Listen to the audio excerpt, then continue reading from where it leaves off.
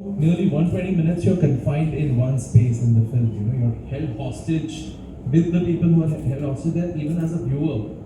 To sustain that kind of tension for that long, was that particularly challenging for you?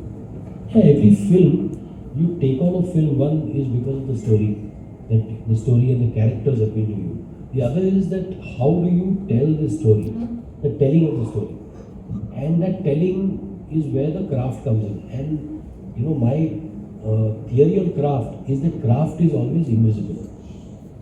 That craft should not come in the way of the film. So how do I make my craft invisible and yet make the film engaging? You know, so that was the challenge.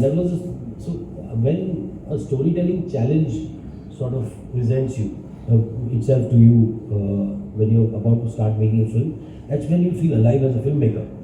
And I make films because they keep me alive as a storyteller. They keep me alive. They keep me going. You know, if I wasn't making films, if I wasn't on a set, I don't know if I would be here sitting in front of you today. It's the only reason I am. So, and every film, it's a kick. It's a kick that I get. You know, what do I do? How do I make this absorbing?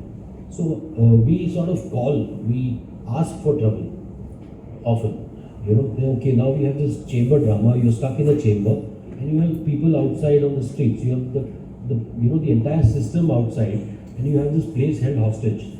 And now what do? So there was a script that we wrote with the map of the cafe in mind, the geography in mind, and suddenly the set was completely different from the geography in the script. So all the readings we had done, all the workshops we had done, went out of the window.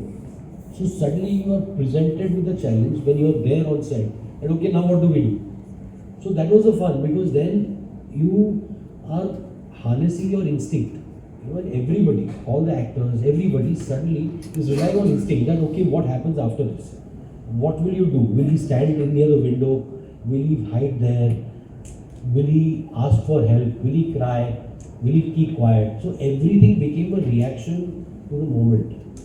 Yeah, so it was about, so ultimately, I think it's about being in that moment and responding to that moment. It is not about that calculated performance or that calculated moment. You know, it's there, it's all there in the script. There are lines, there are, you know, sparkling gems in the script. But it is, you know, how you sort of thread them together. You thread them together using instinct. You know, so that the thread that binds those sparkling gems together is instinct. Is, you know, discovering the story yourself.